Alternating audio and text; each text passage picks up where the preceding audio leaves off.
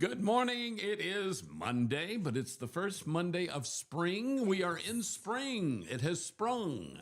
So it's wonderful. Kristen, good to be with you this morning. Hey, I was so excited to be with you. Well, I don't know about that. You might need to temper that Okay. excitement a little bit, but I'll try. thank you. I'm glad to be here with you on this Monday.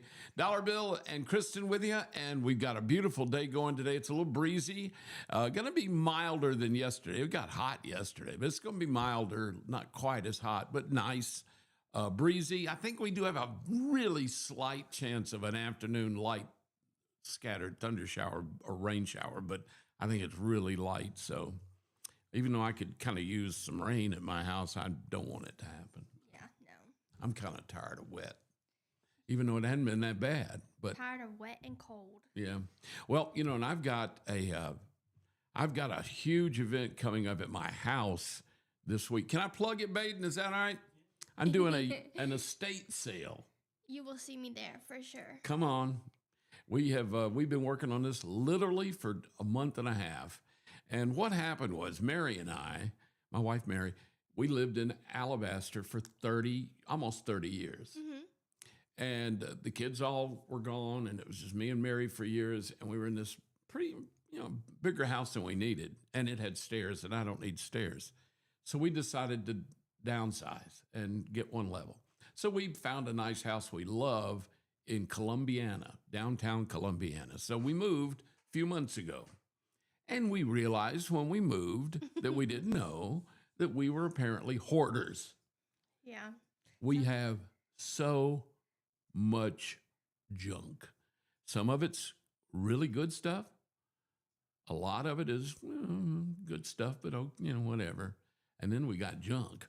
And so we've been trying to, we rented a dumpster and dumped filled the dumpster up at the old house. Yeah. Moved to the new house, have been taking loads to the landfill and getting Columbiana, who, by the way, have a amazing policy about you just call them, they will come and they will get the junk. They're proactive. They're as nice as they can be, and they're so good to their citizens. So they've come up and gotten some stuff for me, just as nice as they can be, no cost. And so we're going to have this sale Thursday through Sunday at my house in Columbiana. Do you know what time it starts? No. Okay. I really don't. I know that I think it's like 9 or 10, 8, 9. It's in the morning, and they're going to put stuff online, and they're advertising. I don't know how. I have these ladies that do that for a living, so I got them to do it, and I love them. They are amazing. They're just as hardworking, honest, nice, knowledgeable. I mean, they found some things. They had a friend that knew I had a whole bunch of albums and 45s and stuff. And she came to look at the stuff ahead of time because she's friends with them. Mm-hmm. She paid me $65 for one album. That's pretty good. That's very good because most albums go for $0.25 to $1.50. Yeah. But I do have a lot of, or I had, a lot of people kind of picked and chosen, but I had a lot of albums still in the plastic, unopened, with Kicks 106 and different radio station stickers. They were giveaways that I just took home. I'd get extras. Back then they'd bring them to the station in buckets. In boxes. So I got a lot of those, and that's been good. But anyway, we're going to do that Thursday through Sunday, and we've been getting ready for this. And like Mary and I last night until like 11 o'clock was still going through stuff, and what we're having to decide is what we're going to keep, what we're going to get rid of. And then when the get rid of thing is that will they sell it? Will they give it to charity, or will they throw it away? So it's been a mess. I'm so glad when this will be over with, but we live in basically downtown Columbiana, right by the high school. And thank God we have a big area I hope we need parking, but we'll see. I hope it's good. And we've got a lot of stuff, a lot of Christmas stuff, cookware and that kind of stuff. And a lot of it's still new. My wife had a little problem, Kristen, for a while, where she bought a lot of Pampered Chef and that kind of stuff. Yeah. We've got it still in the box. Never been opened. Someone's going to get that. Well, someone already has gotten some of it. Yeah. That's the problem when you got really good friends that they come by just to see how things are going, and you see them going out to their car with stuff. Yeah. You go, That would be me. okay. Hope you enjoy. I don't care. But anyway, I'm exhausted this morning because we were up so late, and I got it. But well, so how are you? What did you do over the weekend? I'm good. I didn't really do anything. I went fishing yesterday. Do you fish? I do. I used to. Where'd you go fishing? Just a family friend's pond. Did you catch anything? A tree. I've done that. I do that a lot. I do a lot of tree catching and underwater log hooking. Yeah. And stuff like that. That's I the main didn't one. catch many fish, but boy, I lost a lot of lures and screwed things up. When I used to fish when I was a lot younger, when I was kind of a kid, we had a place in Gunnersville, and it had milfoil, which is that stuff that grows like lily pads all over. And Yeah. it ate up that lake for a few years till they finally got it under some control. You could throw a lure out there and it'd bounce and just sit on top of the lily pad. It just was horrible. But I wasn't a good fisherman. I don't have the knack for it. I try. Well, I tried to. And I enjoyed it, but I just wasn't any good at it. It felt so good yesterday with the wind blowing. It was warm. It's just so nice just to be outside. We have a little place down on Lay Lake, and but my problem is my pier is rotten. Nobody can get on it. I mean, you'll hurt yourself, but it's too expensive right now to get it fixed. And we've just moved, so I'm having to put caution tape and like police tape saying, don't get on this, so nobody will sue me. But yeah, my poor pier is pretty much rotten. And, that's going to cost me some money to get that pier fixed. The lumber's not cheap. And I think they're going to the pier's so old, I think they're going to have to go and redo the post. And, Well, maybe you can use some of your estate sale money. I hope so. I don't know if we'll make much money. Of course, now what happens is these women that are working, they get half of it. See? But I'm happy. They can have all of it if they did all the work. And I'm lazy by nature, so I'm glad. So, well, I hope you're doing good. This week is going to be nice, pretty well on the weather. So that's good news for my my yard sale, I guess I call it, I feel funny calling it an estate sale because it sounds snooty, or it sounds like I'm dead. I don't know which way I don't know if I like either one of those. I don't want the fact that, I'm not snooty and I'm not rich. So it's not like they're going to come look at my Bentleys and my Rolls Royces and see if they want to pick some really fine silver and all that. But also estate sale just sounds like I died and now this is the stuff I left. Yeah. So I'm still alive and well, kind of. I just look this way. That's all I just want to say. Well, I got to tell you, we're going to, I was looking at some stuff this morning, and there's the weirdest thing that caught my eye, and this has nothing to do with us here, but it's just, I've never thought about this before. There's a hospital down in Tallahassee, Florida. Now, have you ever heard of squatters' rights? Yes. Where people will just move in an empty building or where nobody is, sometimes they'll move into a house when the people are on vacation, and then you can't get them out legally. That once they go in and they claim squatters' rights, you can't just throw them out. You've got to evict them some weird way, and it can take months. There's a woman that was taken to the hospital in Tallahassee, and she was treated. I think she was there for a few days, and then they discharged her, and she refused to leave. She likes it. That was in early October. She's still in that hospital room. Oh my 5 goodness. months. That's an expensive hotel. Well, and see, the thing is, I don't know that she's paying for anything. I think she just won't leave. And the hospitals kept trying to discharge her. They've called family members. They can't force her out by law, I guess. So now, after 5 months of taking up a hospital room that somebody really sick might need, they're having to take her to court and have her evicted from their hospital room that she's squatting in. Does that make sense? Yeah. Well, no. No, it doesn't.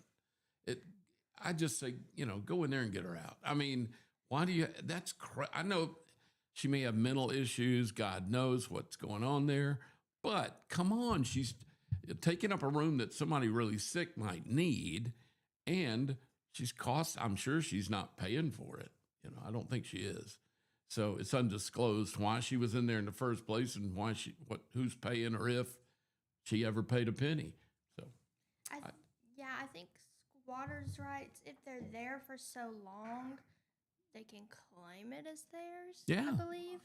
Well, they originally it was because we had a lot of abandoned farmhouses or buildings that people would build, live in, die, or move away and just leave it.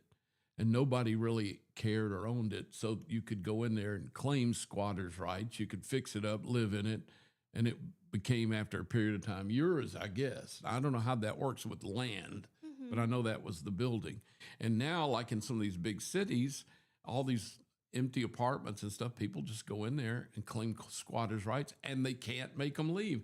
And some of these people are not going in and living nice and cleaning it up and living well. They're building fires in the floor and just living there in squalor and destroying the place worse than it may already have been. So, and it's unhealthy, it's unsanitary, it's no telling what they're doing in these places, and how they're living. So, squatters' rights, that may be one of those rules. There's still we talked about this back last week. There's still some crazy laws on the books, like in Alabama, apparently still on the books. It's illegal to go to church without a gun. And that was because when the Indians would always wait and let all the settlers go in the church, it was one place they could then attack them and set the church on fire and kill a bunch of people, whatever. So they just made a rule that you had to carry a gun to church to protect everybody. I think that's probably, well, I don't know. Nowadays you might need it again, but that's one of those rules that kind of outlived its usefulness. Well, I think in some ways, squatters' rights is probably the same thing. So I don't know. But I thought that was weird. Yeah, very strange. Well, we're about to take a quick break, and we'll be back as soon as we can.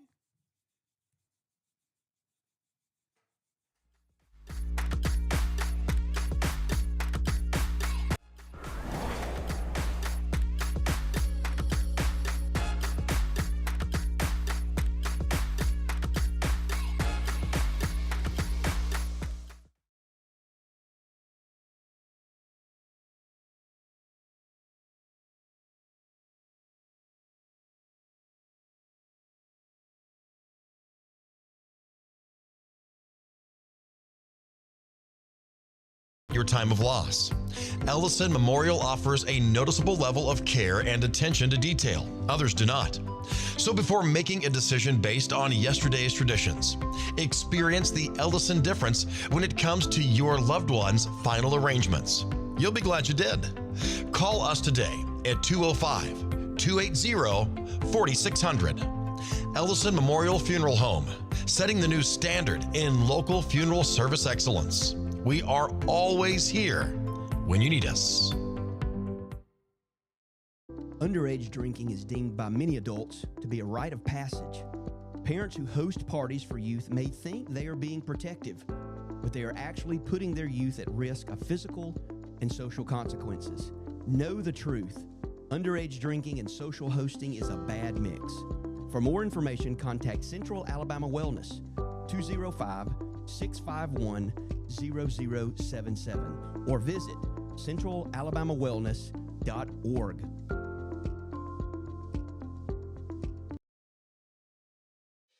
Chilton Mobile Home Parts and Supply is your go-to destination for top quality mobile home parts and supplies in Clanton, Alabama. Conveniently located at 14023 County Road 29, just 3 miles east of Thorsby. We offer a diverse inventory, including underpinning, doors, windows, faucets, tubs, setup supplies, and more. Our commitment to quality ensures you'll find the best solutions for your mobile home needs. Upgrade your space with stylish doors and windows. Enhance functionality with top-notch faucets and tubs. All conveniently available in one place. Visit us today or call 205-646-1949. Transform your mobile home with Chilton, where quality meets convenience. Need reliable towing or diesel repair? MEMS Wrecker and Heavy Duty Diesel Repair has you covered. We specialize in light and heavy duty towing and recovery with the latest equipment for any job, from campers and tractor trailers to winch box recoveries, and the only local-based rotator in the county.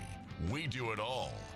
Our diesel repair services include computer diagnostics, engine rebuilds, transmission and clutch work, and general maintenance.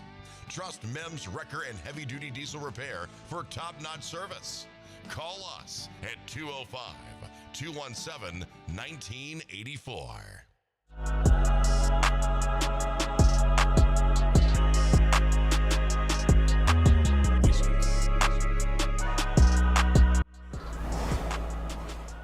We are back on this Monday morning, first Monday of spring. We're glad to be with you. Thanks for watching and listening to Piper Peach Radio, Morning Mayhem. Dollar Bill and Kristen here.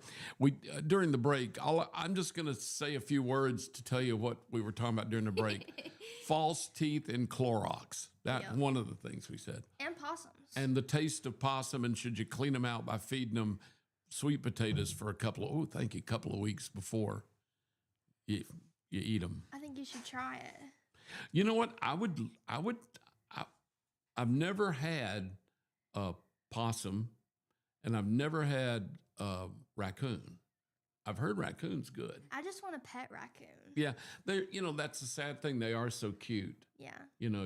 But they're anyway. I watched a show where they shot one, and it was kind of shocking to see them actually kill it, because they don't usually show that on most of the hunting shows. And then they cleaned it and ate it. And apparently raccoon's pretty good. Well, I guess if you're hungry, that's better than nothing. Well, I think they actually considered it good, like delicacy, not like desperate to eat something. Now, I would feel that way about possum. I feel that way a little bit about turtle. Turtle soup is really good. I've never had turtle. You've never had turtle soup? No. That's the only way I've had it. But someone that was knowledgeable about eating turtle told me that there's like 6 different types of meat in a turtle. It's like, how the difference between like eating white meat chicken is a little different from dark meat chicken, and that's certainly different than the gizzard or the liver or the that kind of stuff. Yeah. They all are very different. He said in a turtle there's like 6 completely different tasting or textures of meat. So I don't know what that means. I've never actually killed and opened a turtle. I've never looked in a turtle. I feel like that'd be kind of hard to like get the meat off. Yeah, I don't know. I think it's like, the shell. There's got to be, that looks like a formidable, like it's kind of like getting into maybe an armadillo or something. Yeah. Or as our Spanish friends would say, our armadillo. Yeah, I've never had really exotic stuff. Now, my wife thinks everything's exotic if it isn't steak or chicken. Everything else is exotic. And she likes fish, but it has to be a certain, it has to be like real mild, like maybe good farm-raised catfish or tilapia or something like that, but cod and all that stuff. She don't eat swordfish and sailfish, whatever. Or shark. I love squid. I love octopus. I love shellfish. I love anything out of the water pretty much. So. I don't think I've had octopus or shellfish. Well, Have you shellfish not? is shrimp, isn't it? Well, yeah, it is. Yeah, so Yeah. But you've never eaten oysters, clams, Well, I've had baked mussels. oysters. baked on. Then They're you've pretty had good. shellfish. So yeah, Yeah. they're good with like lemon juice Oh, and yeah. a cracker. What's that? A raw oyster? No, baked. Oh. I don't think I could do raw. Oh, yeah. Well, I didn't think I could either till one night in a bar, and that's another story to talk about later. But no, if they're good, I love raw oysters. My wife is so disgusted when she sees us eating those. I don't blame her. The old line is, it looks like an oyster, but it's not. Yeah. It Literally, does. it's Yeah. not. But it's so delicious. Anyway, speaking of seafood, there's a very famous seafood restaurant in Mobile and they've got one in Montgomery. They had one in Birmingham. I think it closed. Winsel's, have you ever heard of it? And there's one in Gunnersville. Yeah. Winsel's is very famous. It's been in Mobile for 100 years. It was their kind of big signature restaurant in Mobile for a long time. Winsel's Oyster House. That's what brought this up. They had to finally do something they've been advertising they would do anytime, and it didn't happen for 100 years. Last month, they've had a sign in Winsel's Oyster House for over 100 years. Old sign over the bar that says, free all you can eat oysters if you're over 80 years old and you're dining with your father. That's hard. It is hard because it means the son's got to be 80 Yeah. and the dad's got to be. And then you always thought, well, I wonder if some guy married a woman who he was much younger and he marries an older woman that already had a son, maybe did the same age. They're both 80, whatever. It happened in Mobile a month ago. A guy walked in with his dad. He was 81 and his dad was 100 because his dad had him when he was like 19, or I don't know how that math works. Yeah, but I think that's right. it finally worked, and they sat down and they had they ate all the oysters they wanted for free. And another brother is 79. So next year he turns 80. And the dad's in the 100-year-old man's in great health and ate oysters and everything. He walked in with him. If he can make it fine until next year, they'll get to do it again. So the younger brother will get to go in. He'll be 80, and he'll get to eat oysters with his dad in Winsel's for free. All they can. And they only ate a couple of dozen. That's such good memories, though. Isn't that neat, though? Yeah. Took over 100 years before they could ever pull that off. And I don't know if it'll happen much ever again. I don't know. Longevity's getting better and better. People, 80's the new 60 and all that stuff. So it might happen. But you've got to have had a baby pretty young to make that work. I mean, I think I'm already past my limit. well, I waited so late. I mean, my son is now, I'm 73, and my son is 50 something. 51, I can't remember. His birthday was just last week. And I can't keep up with, he's born in like 73 or 4. But anyway, I can't keep up with birthdays. But no, I'll be lucky if I make it to 80, much less I think live you'll long. be Oh, I don't know. This body, it's great. Up in here, I feel like I'm in my 20s or 30s, really in my head. Then I look in the mirror and I said, you're only 73 or you're 73, but you look 90, so this body's going fast. So I don't know. I'd like to make it a little longer, but it's been a good ride. Oh, yeah. And like there's a guy that said you should not take care of your body so much that you live a long life. You need to come sliding in sideways after having driven that body hard and really enjoyed life. And I'm afraid I did have a fair amount of. Well, that's good. Well, you know what they say? Most people say if I'd known I was going to live this long, I'd have taken better care of myself, so. Yeah.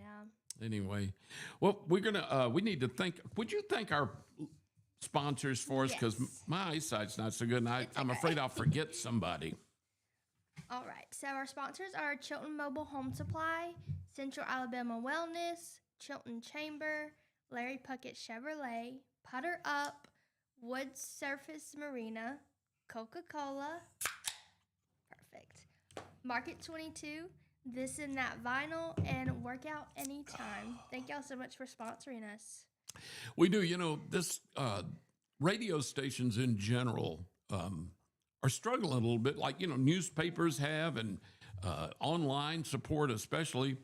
We need all your support we can get. We want to do the most good for the community. That's the thing I love about Piper Peach Radio, why I love coming down here and being on a couple of days a week, because Baden and the Piper Peach Radio family doing everything they can to do the right thing, to take care of the community. That's why they go, it's hard to have somebody at every football and basketball and soccer and softball game, and they try to reach out, and it's not just for Clanton. I mean, they're doing Central Alabama pretty much, or all the area around Chilton County, because it's Thorsby and Jemison and Billingsley and Isabella and all these great little communities and schools. They're trying their best. And, when you've got a small staff and you're trying to do all this stuff, it takes not only time, but money. And then, of course, equipment. He's got 3 radio stations. We got our Piper Peach you're watching or listening to right now. Got the Hispanic, which is doing great because there's a lot of Hispanic people in this area. A lot of them don't speak a lot of great English, but they're so much more comfortable with their native language. So they need a radio station, which people are speaking. So they've got that with Piper Peach Spanish or Latino. And then we've got our gospel side. And, this thing's 3 radio stations. So again, we thank both groups, those who watch and listen. Thank you, thank you, thank you. And then those who sponsor.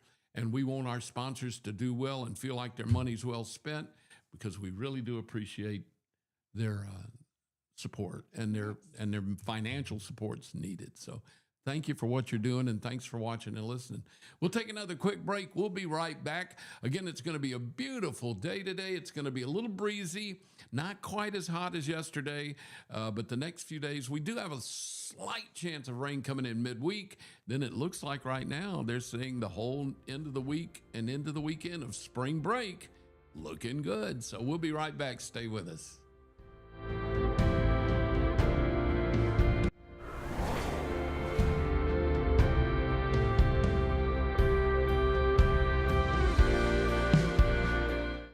Some family traditions begin with an ending.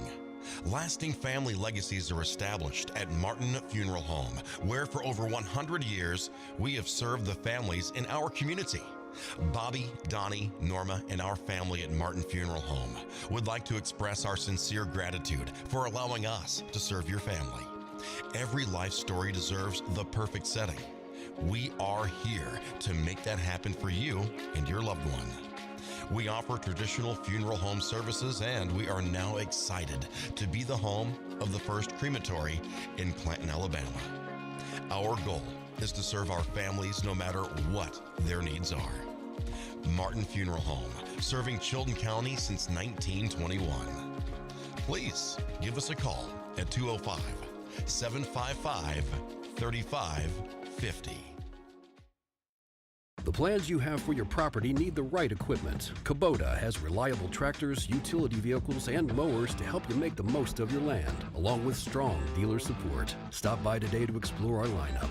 Right now, bring home select Kubota BX Series with 0% financing available, or save up to $1,500. Now through February 28th. See us or go to KubotaUSA.com for full disclaimer.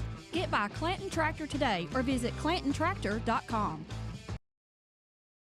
Are you tired of big box stores where you're just another number? You deserve better. Furniture that's built to last from people who treat you like family. At Farmers Home Furniture in Clanton, we do things differently. As an employee-owned company, we take pride in personal service. We'll listen to what you need and help you find the perfect piece for your home from trusted, top-notch name brand.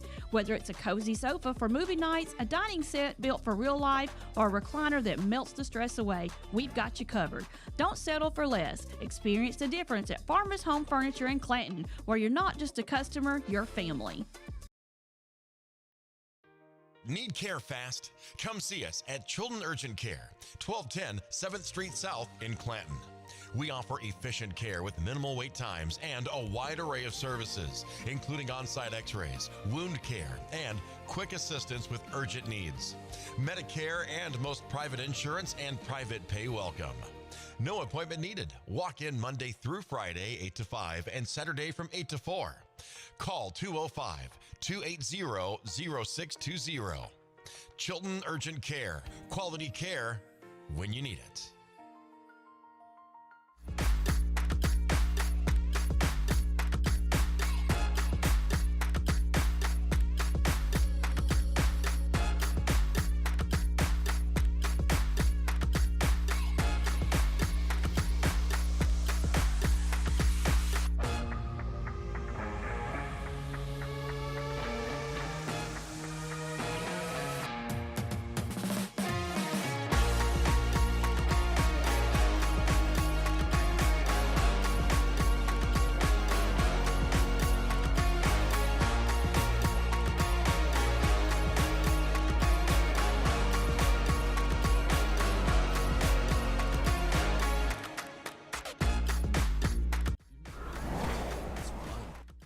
We're back. Good morning. Dollar Bill and Kristen here with you.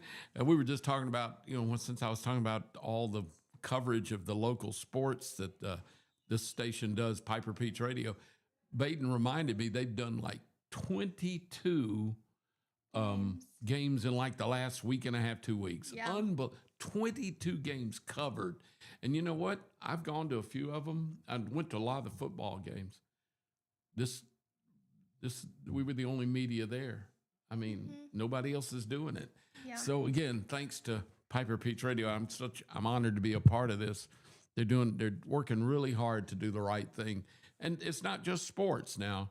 They also cover a lot of politics. We've had some forums especially up in Jemison, because Jemison had a full turnover, and they had so many people running for local offices in Jemison that they had to do a forum just so people could figure out who was running. How it was everybody, and that's not always something that other people are going to listen to and watch. So it's kind of proprietary, but it does help the community. So they're willing to sacrifice what might be considered, a universal thing to watch or listen to help a certain area. So that's kind of sacrificial, but it's wonderful that they do it. So thank you for your help. Thank you for watching, listening, and your support. There's a guy in England, and I'm going to bring this up only because this has happened to me. I read online that there was this stuff you could take that would help your health, and it's supposed to build your mitochondria and do on a cellular level. And at my age, I'm trying all kind of gimmicks. Yeah. I looked them up, and it had some pretty strong support for it. It's called methylene blue. I've heard of it. You have? Yes. Well, methylene blue was originally designed as a dye, a dark blue dye. It is, isn't it the dye that they put in the toilet before you take a drug Part of that. test? It's the dye that's in A bunch of things. Yeah. It comes from coal oil, I think. Coal, anyway, doesn't sound healthy. But what happened is back in the in the 20s and 30s, it was developed in like the teens. And it was used in people that dyed all kinds of cloth and stuff.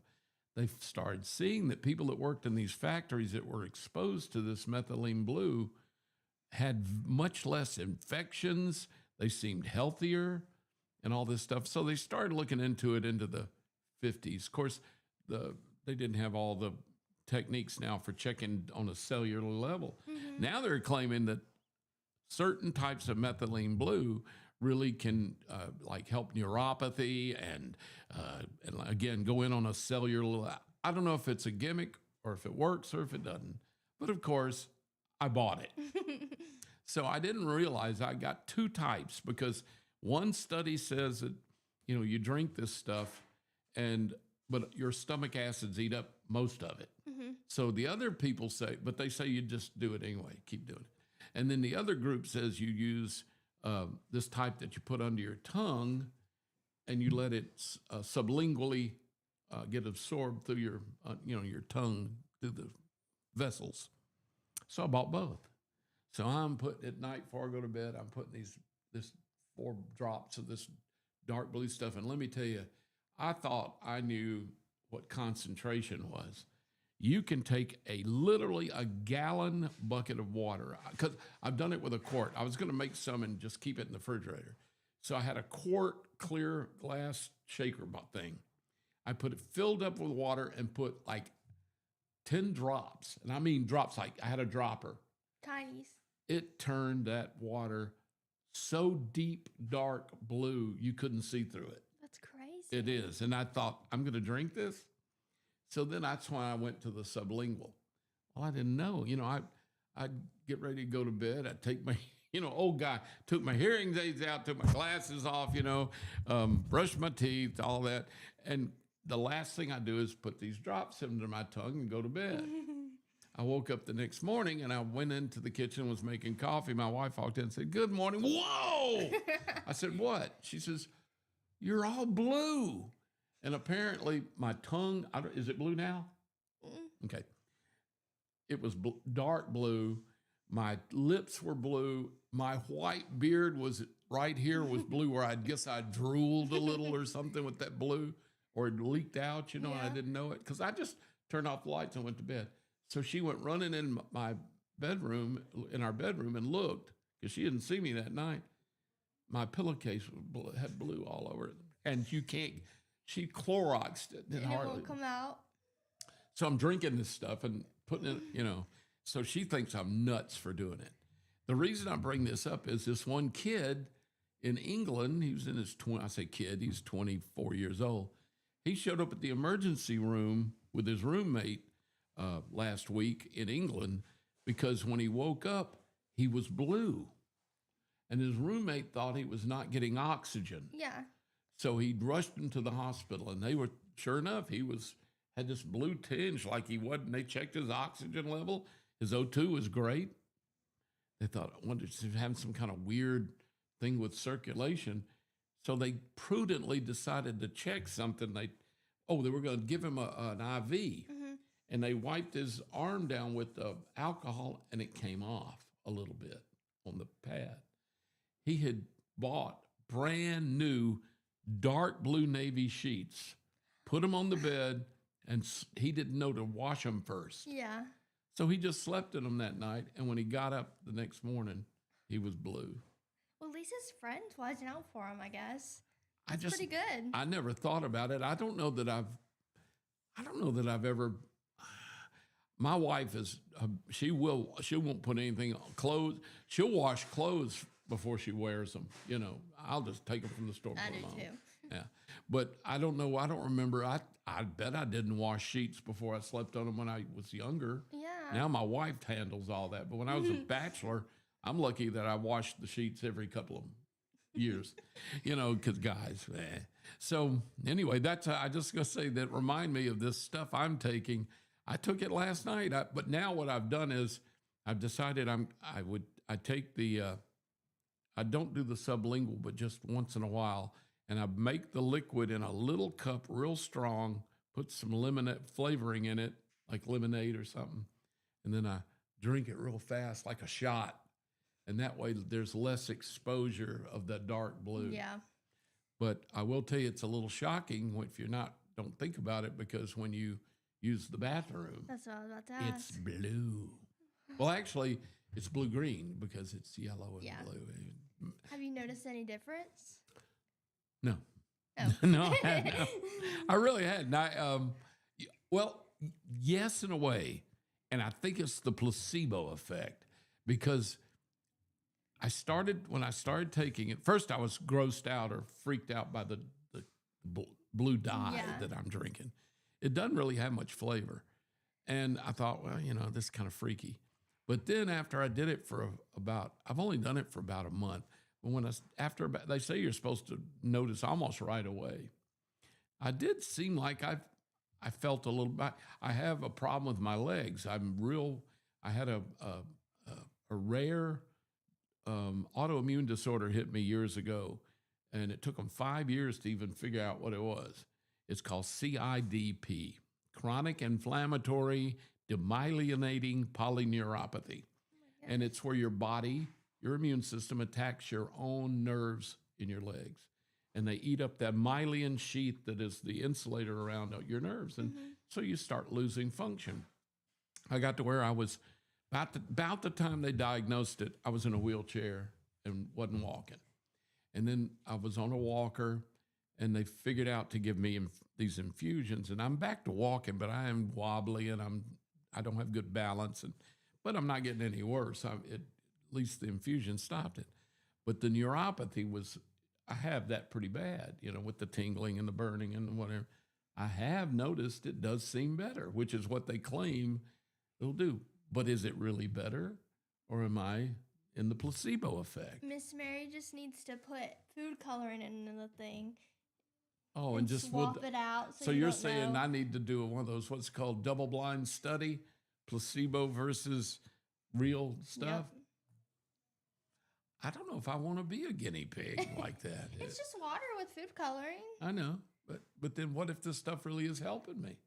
Then I'll go back. I'll regress. Then you go back to it. Well, here's the deal. If it is the placebo effect and the stuff isn't really hurting me otherwise, then why not keep doing it? If it's working because I think it should be working, then isn't that just about the same thing? Yeah. So yeah, I could be a placebo guy. I just like saying the word placebo. Yeah, that is a fun word. Kind of a neat word. Yeah. Anyway, so if you get new sheets, guys, Wash them. I would wash them first just to do that. I think that would make sense. That's funny.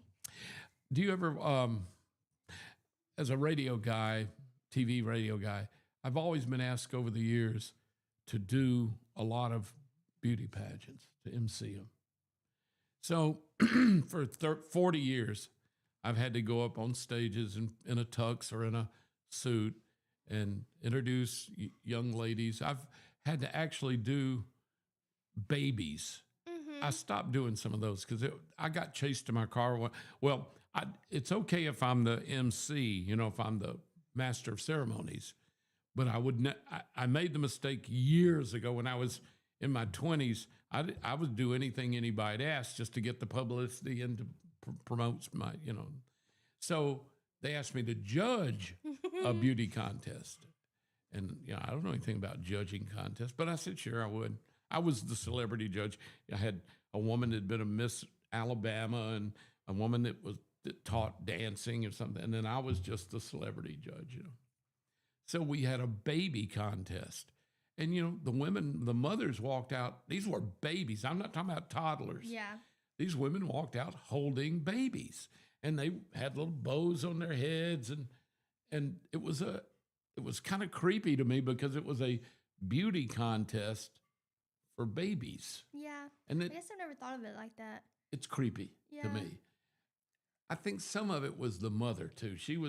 The mothers looked pretty good. Most of the mothers were dressed up kind of like Miss America contest. I mean, real, dressy. Mm-hmm. And I'm wondering how much of it was for the baby and how much of it was for the mother to be out there. Anyway, that's a psychological thing.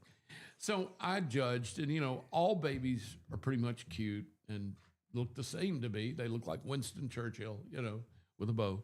So I tried to be honest about all of them, but I'm not going to be cruel or mean. So, I just pretty much thought every baby looked good, and I marked it that way. Well, only one baby wins, right? So that means there's one happy mother and 5 unhappy mothers if there were 6 in the run. So one mother that apparently was not happy that her baby didn't win chased me to my car with an umbrella and a baby. She was holding a baby and trying to whack me with the umbrella because she said I was biased against her baby. And I've forgotten why. I think because it had dimples. Most babies have dimples. Or maybe it's because the baby had some red hair or black. I don't know what. But she was not happy with me as a judge, and she chased me to my car. Thank God I was young and could outrun her. She had a baby in an umbrella, so she was kind of, and a baby bag. How many beauty contests have you been in? Well, I have actually been in several. Miss Mary told me to ask you. Yes, because she knows that I've been in a womanless beauty pageant before. Did you win? Oh, no. Even amongst guys, I'm worse than. Did you wear a wig? Oh, yeah. I had mini skirt, hose, high heels, full makeup. I didn't have a beard then, and a wig, and a pretty sexy. And I looked pretty good in that gown, I'm going to tell you. I had the legs for it back then. So, and the bad thing was one of them I had to do in Montevallo. And as a publicity stunt, because it was to raise money for a charity, that's the only reason I do it, I had to walk around town lunchtime dressed up in my high heels and my hose and my mini skirt and my wig and all that, makeup. So I did it for the publicity, but it was humiliating. But I did get a lot of honks. What was really funny was I'd be walking down the street and a car would be coming up behind me, and I was putting a pretty good little short skirt there because I had good legs, and I'm walking along and I hear somebody go woo-hoo, like that, And then when I turned and looked at him and they saw it was me and it obviously wasn't a woman, oh man, they didn't, it was not pretty. But anyway, so I have done that. So anyway, I have emceed lots of beauty contests. And ethically, things have come up nowadays, of course, about political correctness and whether or not we should be judging. Is it misogynistic to be judging women surely on their appearance? And, and I understand that's an ethical question. Yeah. Is someone's worth, what does that do to people that may not feel like they're beauty queens or something? Then there's also the ethics, and this is my point. What if, have they had enhancements? Can you don't let athletes who take enhancing drugs compete in athletes.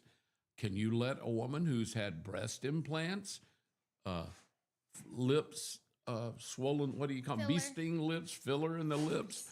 How about cosmetic surgery that you let them, they go up and compete? Does that seem fair? No.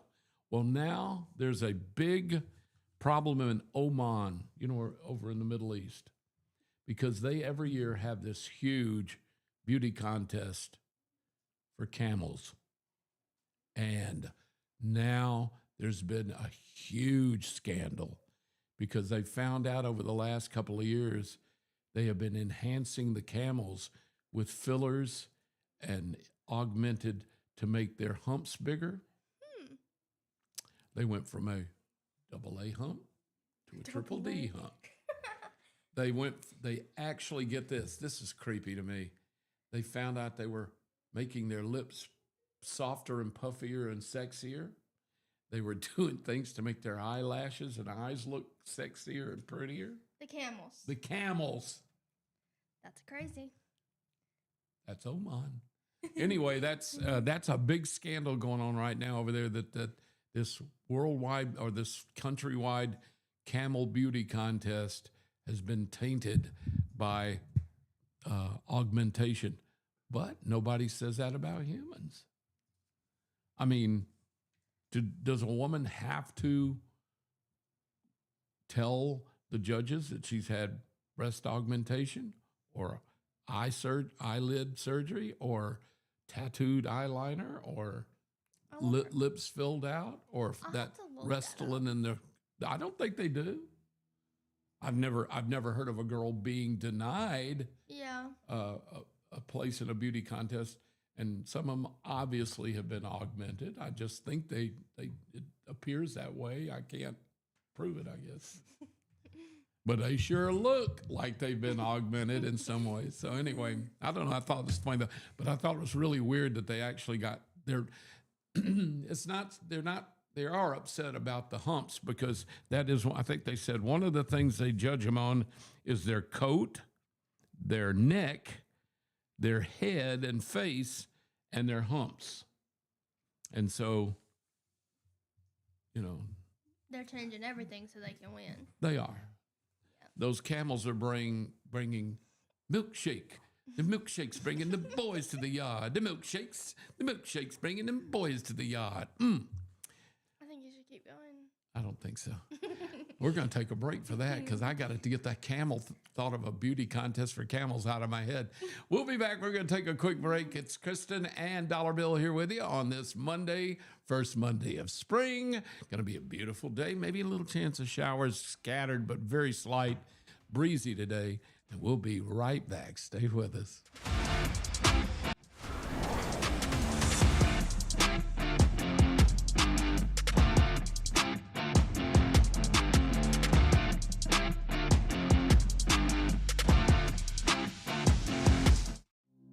Traditions come and go, but excellent service and compassionate care are benchmarks in any era. That's what Ellison Memorial Funeral Home is committed to providing you, whether through the pre-arrangement process or seeking services at your time of loss. Ellison Memorial offers a noticeable level of care and attention to detail. Others do not. So before making a decision based on yesterday's traditions, experience the Ellison difference when it comes to your loved one's final arrangements. You'll be glad you did. Call us today at 205-280-4600. Ellison Memorial Funeral Home, setting the new standard in local funeral service excellence. We are always here when you need us. Underage drinking is deemed by many adults to be a rite of passage. Parents who host parties for youth may think they are being protective, but they are actually putting their youth at risk of physical and social consequences. Know the truth. Underage drinking and social hosting is a bad mix. For more information, contact Central Alabama Wellness, 205-651-0077, or visit centralalabamawellness.org.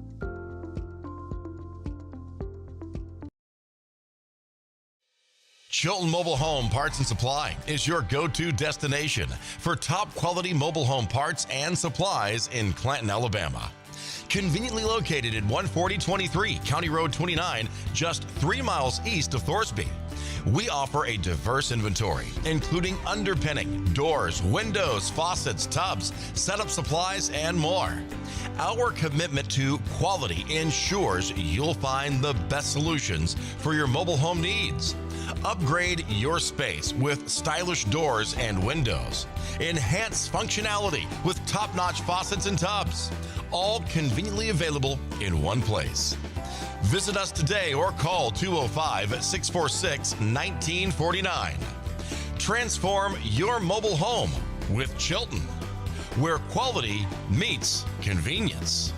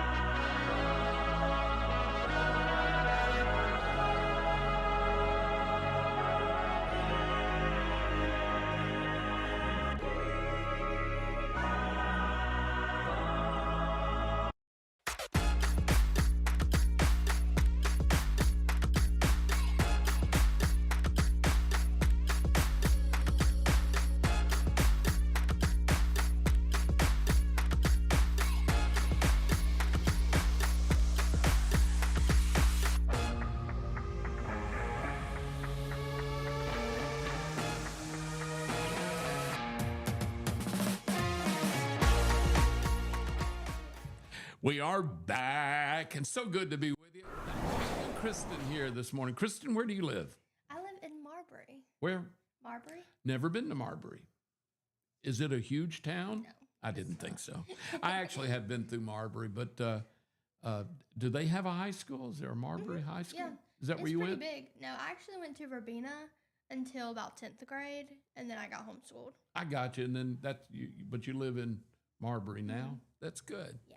Is Marbury tell me about Marbury. I've only been through it one time. It's very small. Well, the school's pretty big. It I don't know exactly what, like, if it's like 3A or I think it's almost equivalent to Clanton. Really?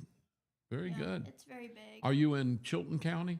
No, I'm in Otaga. That's I was going to ask which county. Yeah. Otaga County. Well, that's pretty neat. Are you interested in staying in broadcasting? Is that why you're doing this? Is that what you want to do? You're just playing with it, seeing if you like it? Very good. Well, I always say yes to new opportunities, so. That is the attitude to have, unless the opportunity is to eat raw liver or something like that. Mm-mm. Some opportunities are not opportunities. Yeah, like being in a womanless beauty pageant. That's not particularly an opportunity. But anyway, well, it's good. Well, I'm glad you got a great personality. It's great. You're fun to talk with and all that. I hope you like it and you go into it. The problem nowadays is that broadcast isn't what it used to be. There's like with this station, this is one of the rarities now to have a station that's staffed by live people all the time, most of the time. I mean, when I first started in radio in the dark ages, back in the early 70s, everything was live and local. Everything, every moment. Matter of fact, you know, the joke when you were a disc jockey then, if you worked at a music station, is that you had to learn to do anything you needed to do biologically in 2 minutes. Because back then you put a record on and you started it and you got another record ready. You queued it up, they called it. And then you had, well, that song probably had, a long song was 2 minutes and 40 seconds. Some were a minute and 50, you know. Yeah. You had to be ready when that song ended to start the next song or go to a break. And so you could get everything ready, start that song, get that one off, put the new record on, get it queued up. If you had to go to the bathroom, you had a minute and 40 seconds to get down the hall, use the restroom, and be back. And it was like a joke, but it was real. And that's why you always knew, if you were listening to a rock station, for instance, if they played Wreck of the Edmund Fitzgerald or In-A-Gadda-Da-Vida, there's a bunch of songs that were all over 5 and 6 minutes long. You knew that they had to poop or something, you know, because it was something longer than a quick 1 minute. And then later it became known that they were either in the bathroom or they were smoking a joint because, you know, the rock stations, they needed a moment to go out and reload. It was crazy, but you had to be there. You couldn't leave the room for more than just a minute. I mean, when you went on a shift, you were tied to that board, and you know every second you were thinking about the next song, the next commercial. There were no there were no computers. You had to either cue up put a tape on a reel to play for a commercial. We had these things that looked like 8 tracks called carts you could play. But you had to be there. Yeah. And then that was 24/7. So you had as many as maybe 8 disc jockeys because you had to have the morning person that was like 5 to 9 or 6 to 10. And then you had a 10 to noon or a 10 to 2. You had a noon to 2 and a 2 to 5. You know, that was a huge endeavor. And there was a big staff. You also had to have a lot of what we call swing shift guys. You had to have people that were trying to get into the business that could do enough that they could but they may not be polished yet. Mm-hmm. But you had to have them for weekends and run games and all kind of stuff. Well, that gave people a lot of opportunities to learn this business because we were always looking for part-timers who were willing to work horrible times, you know, come in, but every Saturday at midnight and work Saturday at midnight to 5 a.m. and then come back on Sunday at 3 and, you know, the weekend shifts or holidays because you had to work Christmas, you had to work New Year's, you had to work New Year's Day, you had to, you know, Christmas. It was nonstop. Yeah. Now it's all automated. There's a lot of computerization. And the big companies, the big radio stations rarely have a live local human. Mm-hmm. You know, they may do a live local morning show. And for the rest of the day, the midday person's probably from St. Louis, the afternoon guys from Texas, the overnight guys from Los Angeles or, you know, Chicago. And they're doing a show on your station, but they're also doing the same show on 20 other stations or whatever. Yeah, I don't think I really like that. Nobody really likes it. The problem is it's very efficient and it's cheap. And that way these big companies can hire one person to do 42 shows.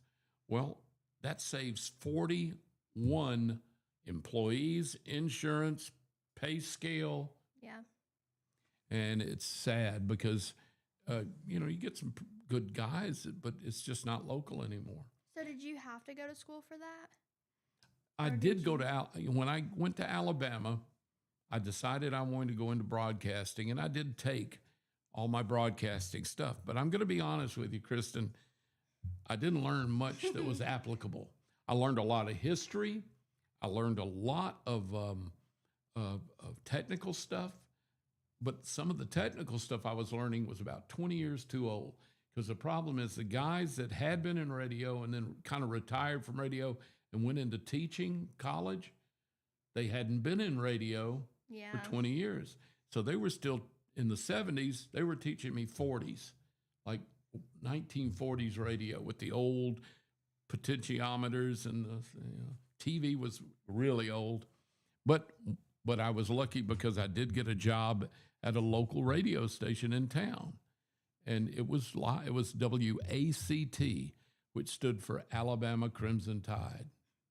And WACT was owned by a guy named Clyde Price, who was also known on the air as the Old Syrup Sopper. And the Old Syrup Sopper played country music, old country. And he was one of the original founders of the CMA, Country Music Association, and the original group called the Country Music Disc Jockey Association, which is still now part of the CMA. But he was a stickler for old, and he was a hard guy to work for. But he was good, but he was tough. And I worked for him for a couple of years, And then when I graduated college, I already had all that experience, and I was able to get a job easily. And I got one in Selma, and then I went to Florence, and then I went to Florence Muscle Shoals, and then I came to Birmingham. So I Googled you last night. Oh, dear. Did it show me in my dress? No, I wish it would. I would have asked about that. But I saw you were with Taylor Swift. Oh, yeah. She came in. All right, so I was getting off the air one morning. This is a bizarre story. I was getting off the air one morning. We worked from 5 till 10, a long morning show. And I was working with Patty back then. It was Patty and Dollar Bill. Patty left, of course. When 10, woo, that whistle blew, she'd run you over going out the door. So I was still fiddling around. I think I had to cut a commercial. And the receptionist called up and said, "Hey, there's some girl here with her mother, and she wants to know if you'd listen to some of her songs and see if you would think she could make it in the music business." Well, this happens more than used to happen more than you'd think. Now with the internet, it doesn't. Yeah. But back then when there wasn't an internet, or not much of one, there was no outlet for a young person that thought they could be a songwriter or singer unless they played one little club for $50 or whatever. But, that's hard. If you're underage, that's hard because they don't like to or won't hire underage kids in a bar or can't. I don't know how that works. So young people who wanted to be singer-songwriters would typically take their guitar and go to a radio station that played their kind of music and ask them, see if you'd let them hear you. Well, I thought, oh, man, because a lot of times it's not very good. My boss usually would do that, but he was in a meeting. So he called me. He got the receptionist called him. He said, "Call Bill, see if he'll do it." So I said, "Yeah, send him up." So this 16-year-old girl and her mother walk in, and she's got a guitar case. She's a very cute girl, real tall. And the mother was really nice. And we sat down, and I called our music director. I said, "Come in here and sit with me so we can give an audience, two of us." So she pulled out her guitar and sang a song called Tim McGraw and a couple other things she had written. And she wasn't that good on the guitar, and she wasn't that good at singing.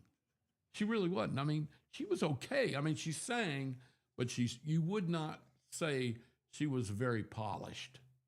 But you could tell she was, but the songs were amazing. Yeah. That Tim McGraw, and then she played another one. I forgot what it was. And I said, "Who wrote those?" She said, I did. I said, "You're 16?" She said, "Yeah." The mother had said, "She's been writing since she was 12. And da-da-da." So we ended up sitting there for about an hour and a half, 2 hours, just talking. I told them the story of getting my eyeball kicked out by a bull during a publicity stunt and all this stuff. We just talked. And then finally they said, "Well, we took up too much of your time." I said, "Well, it's been great, whatever." And the little girl's name was Taylor Swift. Well, they left, and I didn't hear anything more about them. So, it's just I didn't know she wasn't local, really, till they told me. And so anyway, a couple of years later, I'm playing Tim McGraw on the radio. I said, "That's that girl." And it was Taylor Swift. And then, of course, she had another hit, and she was getting big fast. And then she got huge. Yeah. So she brought her tour to Birmingham. And it was funny because went backstage. You know, I would MC a lot of the shows, so we go backstage. But there's the other radio stations all had people there because she was so big by then. There was radio people from Huntsville, Montgomery, Birmingham. So all these radio people are back there, and we're all waiting to get to meet Taylor Swift, this new sensation. And she walked in and was very, smile. You know how she is. She's real bright and smiley. And she was saying, hey, and she saw me and went, Bill, Dollar Bill, and ran and hugged me. That was the best thing for my ego I've ever had in my life, because all these other radio people going, whoa. And she spent plenty of time with me. So then, because we kind of had a relationship from that, I spent so much time with her. Fast forward another year, she's now monster hit. Yeah. Monster. And we were doing the CMAs in Nashville, and we're in this room, and what they do is all the major radio stations in the nation, like 50 of or 30 maybe, we had booths all around this, and you paid for a fortune, but they put every radio station in these booths, and they'd bring in all the major stars, Toby Keith, Alan Jackson, all these big stars would come in, and they'd go to each, they'd go do the round. And that was what you paid for, to get access to these high. Well, all people could talk about that morning. You could hear them buzzing. Taylor Swift's going to make it. Somebody said Taylor Swift's going to be here. Taylor Swift. Because a lot of these people, she got so hot so fast, had never met Taylor Swift or seen her, because she was gotten big so fast. She comes in again. She goes, Dollar Bill, and comes over to passes the other booth just to come give me a hug and say, hey. And then she said, we'll be back. And, went around. But it was, you talk about ego. I was like, yeah, we're That's tight. me. Last time I ever saw her. She's, she went out of country, went mainstream, and I've just never had the opportunity. I don't know if she'd remember me from Shoe Polish, now, because it's been years. But she is, I will say this, I don't know if you're a Taylor Swift fan or not. I will tell you this. One thing, she's brilliant. She's absolutely brilliant, marketing-wise, talent-wise. She's also very kind. She does so much for her listeners that nobody ever hears about. She doesn't do it for publicity. She helps. She finds out there's a sick girl that's a big fan of hers that's got leukemia. She goes to the hospital. She sends them teddy bears. She sends them, she's the kind of artist that you hope most artists would be in so many ways. The poor thing, you think about it. Now she loves publicity, of course, because she's brilliant that way about her career. But after all these years, it's tough. Yeah. Because her life now, she can't just be normal. And then, of course, her romance, she would date guys just so she could break up with them and write a new song. But now this Kelsey thing, is amazing. So anyway, it's, yeah, you're right. I just had to ask about that. Yeah, I've met every major country artist that's been for 40 years, I guess. And some of them most of the country artists are really nice people. Have you met Keith Whitley? Oh, yeah, I did. Wait a minute, let me say it right. I didn't meet him, but just before he died, he was in, I think it was the Central Alabama Music Park up here in Jemison. I'm trying to remember where it was. He was still married to, what was her name? The blonde. She'd been married, Sammy Kershaw, Morgan. What's her name? Her last name was Morgan. Her dad was the famous country gentleman. Anyway, Lori Morgan. He was married to Lori Morgan. And he did a show, and I got to MC it, but I never actually got to meet him. He was not, he was a bad alcoholic. Keith Whitley. Yeah. That's what killed him. And he just didn't do a meet and greet. And so I never got to meet him. But I did get to bring him on stage. I just never met him. I went out, I said, talked up the crowd, said, ladies and gentlemen, they give you stuff to say, MCA recording artist, 2 Grammys, whatever, Keith Whitley. And then I walked off this way and he comes out, So I never met him. I have to Close be. enough, though. Yeah, I was close. I was on stage with him in a sense, but Yeah, Keith Whitley's one of my favorites. That was a tragedy because he would have been such a big star if he hadn't had an alcohol problem. You know, a lot of stars. You know, I actually had some close encounters for years with George Jones when I lived in Florence, Muscle Shoals area, the Quad Cities. He was living there in Florence, Alabama, because he had just divorced Tammy Wynette, and she was living in her old hometown of Red Bay, Alabama, right by Florence. So he wouldn't leave the Shoals. He got an apartment to be near her, even though they were divorced. He loved her so much. But it's also when he started drinking nonstop and got the name No Show Jones because he wouldn't show up for his own concerts. But he would come to our radio station because he could cut voiceover stuff free. We wouldn't charge him. So he'd come in and I'd sit behind the counter and he'd read these things like, yeah, this is the old George Jones, the old possum, you know, and he'd say, you're listening to KXMBR in Phoenix, Arizona, you know, and I'd roll it, record it, and I'd put it on a tape, give it to his manager, and his manager would send it to the station. And so I got to see George Jones all the time. And then later years when he sobered up, of course, he didn't remember me at all, but I was around him a lot. And that was another guy who had a tremendous alcohol problem, but managed to beat it, you know, get out of it. So it happens. Yeah. Let's take a break. We'll be right back. We're with this first Monday morning. It's Kristen Dollar Bill on this first Monday morning of spring, and it's so nice to be. We got Easter coming up, you know, pretty soon. What is it? 3 weeks? 2 weeks? I want to say like 2. It's like 2 weeks away. And I got my yard sale coming up this week. Yee! My estate sale. We'll be back with more. Stay with us. I'm so excited.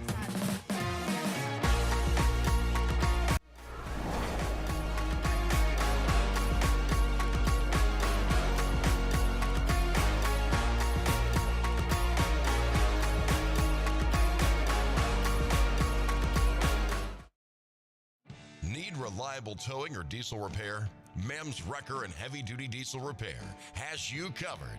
We specialize in light and heavy duty towing and recovery with the latest equipment for any job, from campers and tractor trailers to winch box recoveries, and the only local-based rotator in the county. We do it all. Our diesel repair services include computer diagnostics, engine rebuilds, transmission and clutch work, and general maintenance. Trust Mem's Wrecker and Heavy Duty Diesel Repair for top-notch service. Call us at 205-217-1984. Some family traditions begin with an ending. Lasting family legacies are established at Martin Funeral Home, where for over 100 years, we have served the families in our community. Bobby, Donnie, Norma, and our family at Martin Funeral Home would like to express our sincere gratitude for allowing us to serve your family. Every life story deserves the perfect setting. We are here to make that happen for you and your loved one. We offer traditional funeral home services, and we are now excited to be the home of the first crematory in Clanton, Alabama. Our goal is to serve our families no matter what their needs are. Martin Funeral Home, serving Chilton County since 1921. Please give us a call at 205-755-3550. The plans you have for your property need the right equipment. Kubota has reliable tractors, utility vehicles, and mowers to help you make the most of your land, along with strong dealer support. Stop by today to explore our lineup. Right now, bring home select Kubota BX Series with 0% financing available or save up to $1,500. Now through February 28th, see us or go to KubotaUSA.com for full disclaimer. Get by Clanton Tractor today or visit ClantonTractor.com. Are you tired of big box stores where you're just another number? You deserve better. Furniture that's built to last from people who treat you like family. At Farmers Home Furniture in Clanton, we do things differently. As an employee-owned company, we take pride in personal service. We'll listen to what you need and help you find the perfect piece for your home from trusted, top-notch name brand. Whether it's a cozy sofa for movie nights, a dining set built for real life, or a recliner that melts the stress away, we've got you covered. Don't settle for less. Experience the difference at Farmers Home Furniture in Clanton, where you're not just a customer, you're family.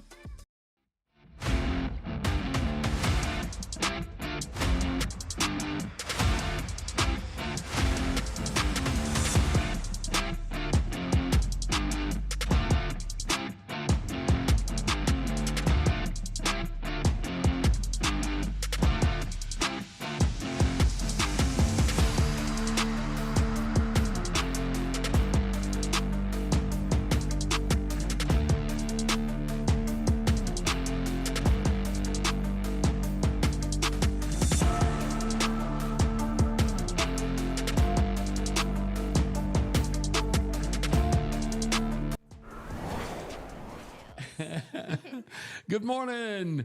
Kristen and Dollarville with you on Piper Peach Radio Morning Mayhem. We're glad to be with you.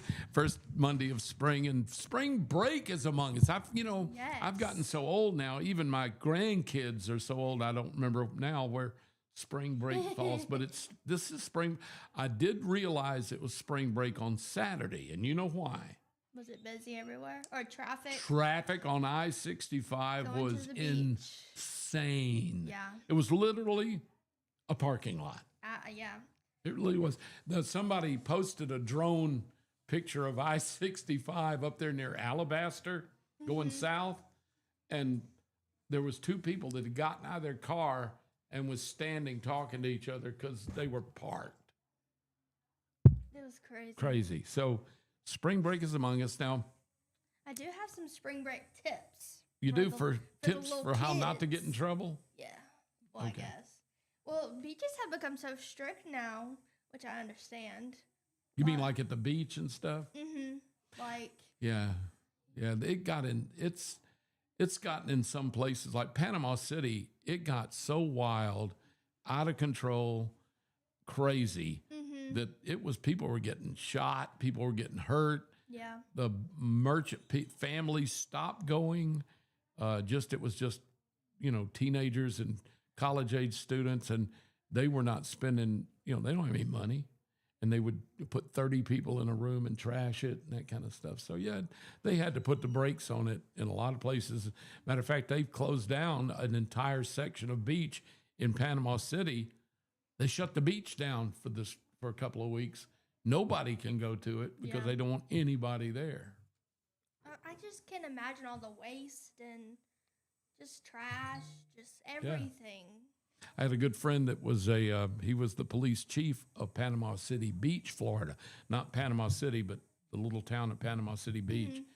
And the horror stories of spring breakers. And you know what's spring break used to mean mainly college students, but high school and college students off for spring break, right? Well, it has morphed in the last few years, and he told me these stories of these gangs that would come down to Panama City and other places that are like Fort Lauderdale, Miami. They have nothing to do with any school. They're gangs of ne'er-do-well, people from their teens up to their 30s who are just down there to do drugs, sell drugs, prostitution, wildlife. They'll bring guns, they bring drugs, they bring nastiness, and they come to party hardy, take advantage of people that are naive and party. And he said it almost had nothing to do anymore with students, except they were there, and most of them became victims. Yeah. So, spring break used to just be a good time for families and students and of course, if you're a college student or something, I didn't want to go with my mom and dad, my sisters to the beach. I wanted to go with my buddies and try to hit on girls and stuff. And, that's just what you do when you're, girls and boys, not just guys, but girls and boys of that age. You want to party, play, you want to have a good time. Yeah. with your peers. You don't want to, I loved going with my family, but for spring break, I thought that'd be a good break. Anyway, it's not that innocent fun anymore. It has gotten nasty and it's gotten hard. So you're right. It's changed. And that's all happened again in the last 15 years, 10 or 15 years, because it was never that bad. Like, there was always some drunkenness and that kind of stuff. It's always some drunk poor kid would get killed or maimed because they fell off a balcony or something, but that's stupidity. And drunk driving was big. That's what, like, some of the tips I have is, like, don't go anywhere alone at dark, ever. Yeah, and I think that's probably even more important for girls and guys. Yeah. I mean, don't go to the Floribama alone. Natalie Holloway's a good example, And then, like, avoid posting your location or broadcasting where you are in that moment, like on Instagram. Really? Because do people actually use that to target people? That's what it said. It makes sense. I guess if you were nefarious. Like Snapchat, Instagram, TikTok, anything like that. They could just post a video of them in a club, and now they know her. Exactly, they know your name. They know exactly where you are. What you're wearing, and how you look. Yep. You're right. And then, of course, I got to remember that. I can use that. Never leave your drink unattended because you don't know what could happen. Yeah. And, especially I'll say this because it happened to me. When you're that young, a lot of times, and you go off on these trips, especially if you're like a senior in high school, and those kids they're under drinking age, but let's face it, they're going to be able to get their hands on alcohol. They may not have had alcohol much before, so they don't know their limits. Mm-hmm. I know when I was in high school, I made friends with a guy whose dad owned a famous club in New Orleans. Pat O'Brien's was the name of the club. And Pat O'Brien's was this famous club that had created a drink called the Hurricane. And it was delicious. It was all bright red and fruity and sweet, and you did not taste alcohol in it. And so my dumb butt goes down there with this guy, and he, of course, I was only like 17, 18, but I was with the owner's son, so we could just walk up and order a drink. You got it. And I loved those Hurricanes. They were delicious. And I was drinking them like you would punch or lemonade. I was killing them for a while. And then it hit. Oh, my God. I'd never been drunk. I don't know if I'd even had that much alcohol in my life at all. Maybe a sip. And here I was drinking like 3 and 4 Hurricanes. And they're big. All I remember is I blacked out kind of, and I do remember kind of coming to. I'm on my hands and knees behind the club out in the alley, throwing up my guts, and I thought I was hemorrhaging because the drink's blood red. Oh. I was throwing up the red Hurricanes, and my buddy was laughing, and his dad said I was an idiot, because his dad owned the club. But anyway, that happens, like you said, if you're by yourself, and then you over imbibe and you get, or somebody puts a roofie in your drink or something, you have nobody to protect you or watch out over you or help you.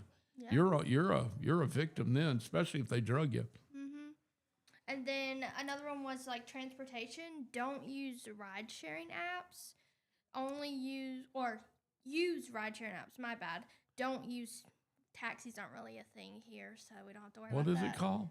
Like Uber or... You use those, right? Yes, Uber or Lyft? Yes. Yeah. So use those so you can track the driver. Oh, yeah. And you know what kind of car that they're going to be in. Yeah. And I guess, like, say if you went missing, they can use the app to figure out see what where car you were and when you were, Yeah, so.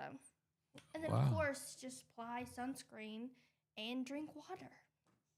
Lots of it. Hydrate. Yes. Well, as you can tell, I need sunscreen because I am so white. I'm whiter than you. I don't know. I am. People. Well, when if I'm wearing shorts, people scream leper and run away from me. I'm so white. You have to wear shades just to look at my legs. I mean, even in the dark. Yeah, I don't do well with sunshine. Sunshine burns me. I turn dark red, bless you, and then somebody sneezed, and then I peel, and that's really a pretty sight. The peeling skin is really pretty. Do you think that's satisfying? Like peeling the skin? I do actually, yeah. Yeah, me too. You know what else I used to do? Have you ever used rubber glue? Yeah, and you can paint it on yourself and let it dry. I used to do that all the time. When you peel it off, it's just like peeling dead skin. It's wonderful. I used to just paint my arm with that stuff, let it dry, and then just spend time peeling it off. And it also took the hair off my arm, so that was nice. Well, speaking of the sun, the forecast for the week. So Monday, today, partly sunny, mid with highs in the low 70s. Good. Tomorrow is a mix of sun and clouds are in the mid 70s again. I like it. And then Wednesday, it's mostly sunny. It warms up to about the upper 70s. Thursday, it's going to be warmer, partly sunny with highs in the low 80s. That's the opening day of my outdoor Yes. estate sale. I'm going to be there. I'm going to put it in my calendar. If I don't show up, I got kidnapped. I'll have to check Uber, see where you were. And then Friday, we're having warm and mostly sunny with low 80s. Good. That's just what I wanted to hear. So the weather's going to be great for spring break and for my thing. Well, you'll like Saturday, too, because it's slightly cooler. And That's then nice. sunny with highs near 70. Wow. So Saturday's going to be really nice. We, the people that are doing my estate sale, I've got an outdoor garage and building, and I've got one of those sheds that you put a motorhome under. It came with the house. I don't have a motorhome. So we've got all this area that we can do the sale, and it wasn't enough. So they bought a building that's one of those things you put the fan to it and it blows up. Huh. And so I've got a blown up, like a bouncy house building with all my albums, CDs, 45s, and 78 RPM records and some other stuff in it. It's going to be neat, but it's all outside. So I'm glad the weather is going to be nice and not so hot Saturday. That's awesome. Now, you were homeschooled your last couple of years of high school. Mm-hmm. So did you take a spring break? Well, when I got homeschooled, I got a job. So No break. no, not really. I worked at TJ Maxx. Did you really? My wife loves So- TJ Maxx. I used to, and that's why I got a job there. And now I rarely go in there. I bet not. So. I used to like certain foods until I worked in the restaurant. Mhm. And My mom used to own a restaurant Where? in Pine Level. Where? Pine Level? Yes, not the one near Troy. Oh, I was the going to say, one that's near, way up. It's like between Marbury and Prattville. Oh, okay. Or I Marbury don't and know. Millbrook, Yeah. kind of. What kind of restaurant was it? It was just like a home cook. Home cooking? A meat and three. Oh, that's so neat. Yeah. I love those, by the way. What was the name of it? Shan's Kitchen. Shan's Mhm. Kitchen. Yeah. Was that her name? Shan, yeah. Yeah. Okay, good. What happened? Did she just get tired of it? It was just so expensive. It is. I don't know how, that is, my wife is a banker. She was worked as a vice president of a bank for 51 and a half years. And she'll tell you that the highest risk business to back is a restaurant. Mm-hmm. Like 80% go out of business within 2 years of opening. It's hard. And I worked in restaurants all my life. When I was in high school, I worked in one. I've worked, when I was in college, I kind of worked at a full chain of Mexican restaurants in Tuscaloosa called Taco Casa. There's one in Birmingham. Loved it. Still love to eat there. That was amazing. And then when I got out of college and I came back to Birmingham, I was making so little money in radio, I had to get another job. And if you're working radio, the beauty of working at a restaurant is you can kind of come and go and work your schedule a little bit. So I worked in restaurants until I was 30 and loved doing it. I like serving, but it's hard work. And boy, is it hard to make it in a restaurant business.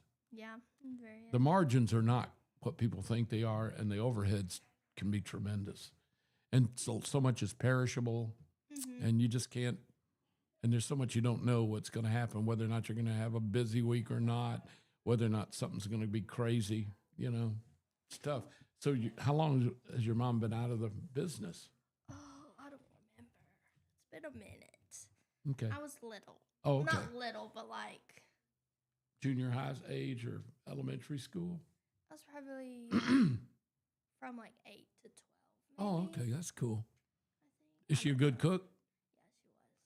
Yeah, she was. Yeah. Is she still around? No, Oh, she did she- passed away last year. I'm so sorry. I didn't know that. She must have been pretty young. Yeah. Oh, well, I'm sure sorry. Because I was going to see if she'd cook for me. Oh, I can cook for you. Can you cook too? I do. You can. do, really? Did I you like get that from cooking. your mom? Yes. So tell me what you like to cook. I did cook pork chops for the first time recently. How'd you do them? Fried. That was hard. Little flour Yeah. in a pan? I love cooking like loaves. Like Really? I love making pumpkin bread. So you like to bake? Yeah. You really like both. baking? Yeah. Yeah. Do you do cakes and brownies and cookies, that kind of baking? And then I make a blueberry and lemon loaf. It's so Oh, good. what? Blueberry lemon. When are you going to be here Friday? You better be here with a blueberry lemon loaf. Guess I'll have to bring one to you. You'll have to Or I'll prove to bring me. it to you on Thursday. That sounds wonderful. It's so good. Oh my God. It's not really like bread, it's like a cake. That But sounds, it's in a loaf. I wouldn't care if it's like a cow patty. That sounds wonderful. It's so good. So what meal wise, do you have a specialty? Do you have something you particularly like making? I don't know. Just anything, really. Really? I love for some reason making chili because it's like a chemistry thing. I make a certain type chili that I love to make. I also love grilling. Of course, I got my man card for that. So I love anything over open flame. And then I actually like making spaghetti. I don't know why. I just enjoy it. It's fun. Yeah. You get the pot, you make the sauce, you boil the noodles. It just seems like it's a project that's fun. My boyfriend got a Blackstone, and I just love it so much. You know It's what, so though? fun. I have trouble with the Blackstone. Really? Yeah, keeping it clean. Yeah. I guess because I'm lazy and I don't do all of that. Every time I finish with it, I don't clean it really. You So can use water too. Like when it's hot and hot. it'll get That's all what I the- do. Get all that. But for some reason, even though when I was really trying to keep the Blackstone clean and nice, I can't do eggs on it because they turn black. Yeah, because like not the Some- rust, but the flavoring. I Yeah, guess. it's just doesn't do right for me. Yeah. I've seen guys that can do that. I don't know how they season their Blackstone. It's kind of like Waffle House. Of course, Waffle House does theirs in their pans, but they come out beautiful and clean on the black. And I'm going, I got to have a pan. We made a smash burger quesadillas the other night. Oh. It was All pretty right, so good. you did the smash burgers and used that in the quesadilla? Yeah, so I think I did it wrong. That was my first time making it. So you put the meat on the Blackstone. Right. Or you're supposed to put it in the tortilla first and then on the Blackstone. Oh. But I don't know. It just didn't look right. So I separated them and then put the meat back in the tortilla. Yeah, that. And then put cheese. Yeah. And whatever. So did you smash the burger down so it Yeah. was a patty? Yeah. You didn't break it up, then it's almost like a like a hamburger. Yeah. It was pretty good. Sounds pretty dang good Yeah, to me the too. tortillas were very crunchy. Yeah.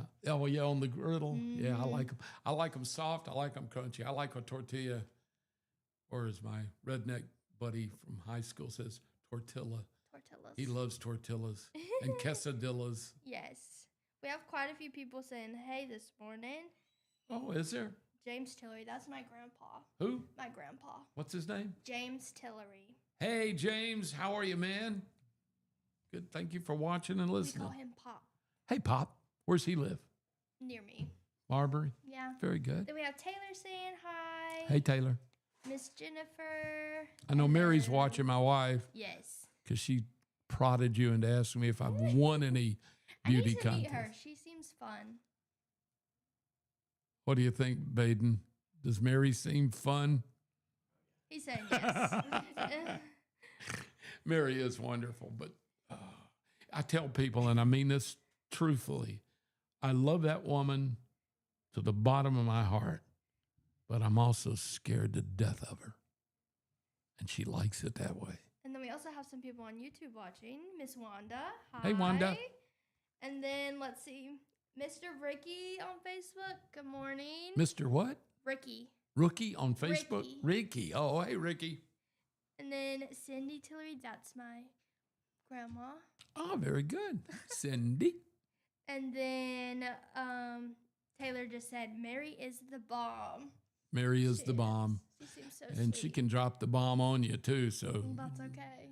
she has no filters. Love that woman, but scared to Taylor death. commented bomb emojis. Bomb. All right, we're going to take a break. We will be back with more. We're about out of time. We're going to take our last break here, and we'll be back on this first Monday of spring, and I'm loving it. Hope you are too, and we hope you're loving watching and listening to Piper Peach Radio Morning Mayhem. Kristen and Dollar Bill with you. Stay with us.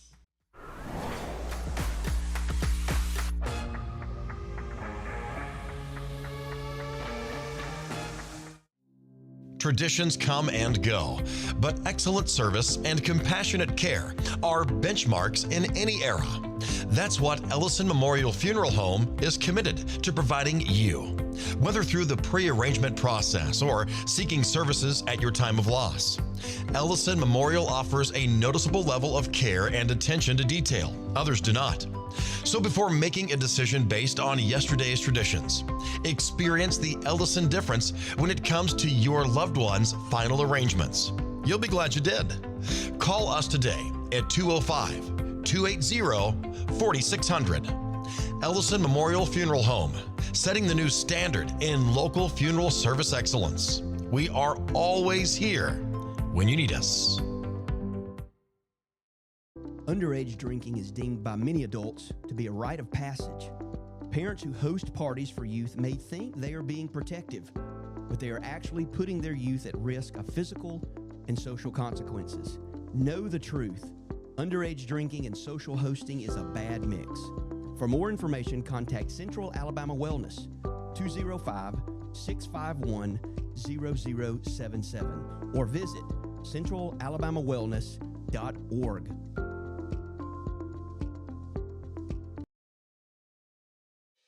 Chilton Mobile Home Parts and Supply is your go-to destination for top quality mobile home parts and supplies in Clanton, Alabama.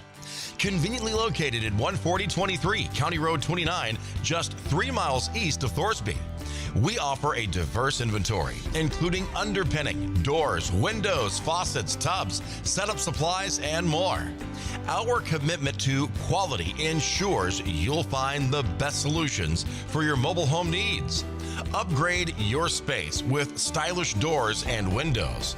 Enhance functionality with top-notch faucets and tubs. All conveniently available in one place. Visit us today or call 205-646-1949. Transform your mobile home with Chilton, where quality meets convenience. Need reliable towing or diesel repair? Mem's Wrecker and Heavy Duty Diesel Repair has you covered. We specialize in light and heavy duty towing and recovery with the latest equipment for any job, from campers and tractor trailers to winch box recoveries, and the only local-based rotator in the county. We do it all. Our diesel repair services include computer diagnostics, engine rebuilds, transmission and clutch work, and general maintenance. Trust Mem's Wrecker and Heavy Duty Diesel Repair for top-notch service. Call us at 205-217-1984.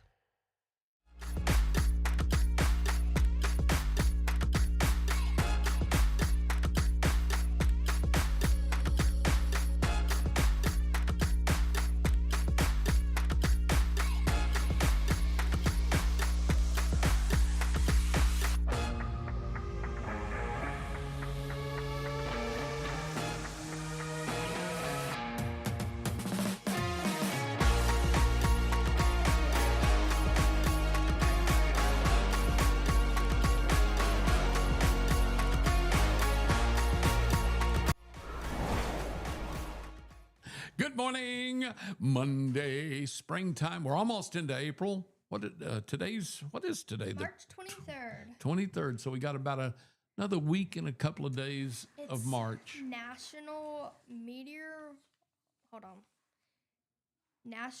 basically like National Weather Day. Meteorological. Yes. Yes. Yeah, that word. National Meteorological Day. It's also National Puppy Day. Is it? And National Chips and Dip Day. I like both those. I like puppies and I like chips and dip. I love chips and dip. Me too. I like potato chips and onion dip and potato chips and crab dip or clam dip, but I also like salsa and chips. When I go to a Mexican restaurant, like when I go to the ones here in town, I get so full on the chips and salsa while I'm waiting on my food. Yeah. When the food gets there, I'm kind of full. Yeah. I can't train myself to be, I think that's judicious with my imbibement. I mean, my enjoyment of the chips and dip, and especially if the salsa's good. Oh, I just scoop. And of course, I go home, I've got it all over me. I mean, my wife is so disgusted with me when I eat at a place with the chips and salsa. We went to a Mexican restaurant in Montana. Or, no, I think we were in Wyoming, in Cody, Wyoming. Mm-hmm. And first off, we went in there. I asked for sweet tea. They don't know. They don't know what that is. He said, huh? They don't know what tea is, do they, hardly? They had unsweet tea. Oh, they did? Really? And I felt so silly. No, don't. They're the ones that are ignorant. That's the way I look at it. I went to Toronto one time and asked for sweet tea or iced tea. They didn't know what iced tea was. They said, "You want tea? Okay. What kind of tea?" I said, "Iced tea." They go, "Iced?" They were going to bring me hot tea. They wanted to know if I wanted Earl Grey or black tea or whatever, English tea. I said, "No, I want." And I actually drink unsweet iced tea mostly. My dad was a dentist, so I grew up drinking unsweet iced tea. Mm-hmm. I didn't know you sweetened it till I'd either go to a friend's house or a restaurant, Yeah. And I do love sweet tea. But I'm diabetic, so if I do drink it, it's got to be with Splenda or something like that. But we got our chips, and I think it was our chips and salsa, and then instead of salsa, they brought us bean dip. Ooh. That was actually pretty good. Like frijoles? Like beans you get in a restaurant that you dipped in? Yeah. Like bean dip. Well, I don't know what it was like. Maybe like refried beans or Yeah, something. right. That's frijoles. But I think it was instead of salsa, they brought you that. And that was different. But it was good. That is good. That's sometimes I'll order instead of just if the salsa's pretty good, I'll order the bean dip. I'll say, if they don't make bean dip, I'll say, bring me an order of frijoles. And they'll bring the frijoles, and I put I say frijoles with lots of cheese, extra cheese. And then I put the salsa in it and stir it up. And we'll do that as a dip before the food gets there. But so since it's National Chip Day, we can play a game. Okay. It's called Chip, Dip, or Skip. So I'm going to give you combos, and you're going to tell me if you would eat it, you would say chip. Or if I wouldn't eat it, you say skip.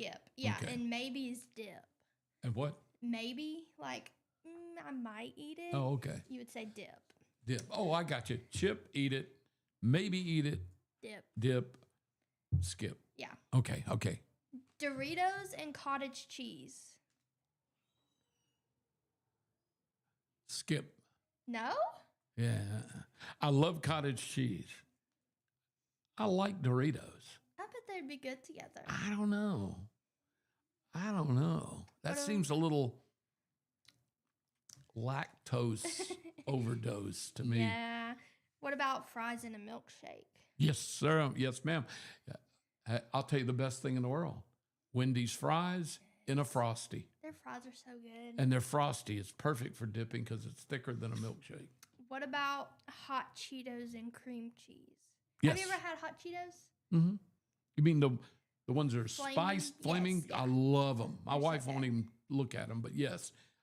Flaming Cheetos, really flaming Cheetos in anything. But yeah, and what did you say, dip it in? Cream cheese. Yeah, that sounds good. You should go home and try it. You know what I love at Christmas time, because it's the only time you see it, is that thing they make where they take a block of cream cheese and put the red and green pepper jelly on it. Oh, yeah, so And then good. that's the same thing. It's the hot, sweet, and With the the cream cheese crackers. on a cracker. I love that stuff. As a matter of fact, you can go to my house right now, and I can if you ask for it, you can have it, because I love cream cheese. So I always keep blocks of cream cheese, sometimes that tub of the whipped cream cheese. Mm-hmm. And I always have green and red pepper jelly. I'll ask you Thursday. Okay. I'll bring it in Friday. I don't come in Thursday. I'm talking about the sale. I'm gonna come I'll have chip and dip for you. I might come Friday. I don't know yet. Well, you tell me what day. We'll have chips. Okay, and then what about pickles and peanut butter? No. Skip. Do you like pickles? I do. Do you like peanut butter? I don't. You don't? Not really. It's the weirdest thing. Once or twice a year, I wake up craving a peanut butter and jelly sandwich. Once or twice a year. I wonder why. I don't know. And it's very specific. Has to be soft bread, has to be crunchy peanut butter, and it has to be grape jelly I don't like crunchy or peanut butter. grape jam. And I have to mix the peanut butter and the jam first to turn it into a little purple goo. Yeah. And then I spread it on and I can eat it maybe twice a year. Other than that, I don't love peanut butter. I do like Reese's peanut butter cups if they're frozen, Yes, me too. but I don't eat like peanut butter fudge, peanut butter cookies. No, peanut butter pie. Oh, That's so good. well, And what about, okay, have you heard of where people take a pickle, they cut it, scoop the insides out? are you going to tell me deviled egg? No. Oh, what? I think they put cream cheese and then the hot Cheetos in there with it. So it's all three of those. That would be a chip or maybe a dip. I would try it. And then you can put a fruit roll up on the outside of it. No, I wouldn't do that. I don't want the fruit roll up. But I like the other thought. But have you seen the big thing called what's it called? The devil dills. I have not. Devil dills. You take half a dill, you scoop it out so you got a little boat, Then you take boiled eggs and you cut up the yolk and the white and mix it up as like a deviled egg, like with the relish and the whatever you put in your I might have deviled to egg. try that. Then you scoop it out and put it in that pickle. And that sounds phenomenal because I love deviled eggs. And I do like pickles. I like all kind of pickles. I like dill, kosher dill, sweet, butter and bread and butter, I love Wickles. The hot pickles. Ooh, Oh my God, I can eat. Mary will tell you, I can open a jar of Wickles, especially if they're cold, and I'll just sit there and eat the jar till it's I'll have gone. to bring you some my great grandma made. Does she make homemade pickles? What kind are they? Are they like bread and butter? I know I have it's like sweet Yeah. heat. Sweet heat? They're so good. She gives them to us for Christmas every year. Oh. They're so good. I had an aunt that pickled, and she made the worst dill pickles I've ever put in my mouth. I don't know what she put in them. They were horrible. They had they didn't taste like a dill pickle in any kind you'd ever have. Yeah. It had something in it that I don't know what she put in. I think kerosene. But they never got crisp at all. They were mushy. When you picked one up, it just was like dead, and it was just mush in your mouth. I need the crunch. I like the crunch, but she made a sweet and sour bread and butter style pickle that literally snapped and was so good and had a little hot, and sweet but hot. Oh, So good. it was so weird to see that she could do so well with one and so badly with the other Just one. have to figure it out. Yeah, I don't know what the deal is there. All right, well, we're about ready to go. I just want to thank you, Kristen, for letting me be with you this morning. This was fun. I had so much fun. Good job. And thank you for listening and watching us here on Piper Peach Radio. Since I won't be back again until, I guess, Friday, can I put in one more plug? Come to Columbiana Thursday, Friday, Saturday, or Sunday and buy my junk. That didn't sound right at all. Buy the stuff I'm trying to get rid of. That sounded better. Yeah. But anyway, I hope you have a great week. If you're on spring break and hitting the road, just be careful. You know, there are people that get out and they do party and they drink and they drive. Don't drink and drive. Be safe. Don't be in a hurry. Do what? Call an Uber. Yeah, do Uber if you're drinking. Yeah, don't drive. And of course, just be safe on the road and have a great spring break. We'd love for you to be back with us Friday, still healthy, happy, and all that. So thank you. I'll, of course, be with us tomorrow. I just won't be here. Mary will have me home getting ready for the sale. Y'all have a good week. Thank you, Kristen. Day. Thank y'all. Bye. Bye-bye.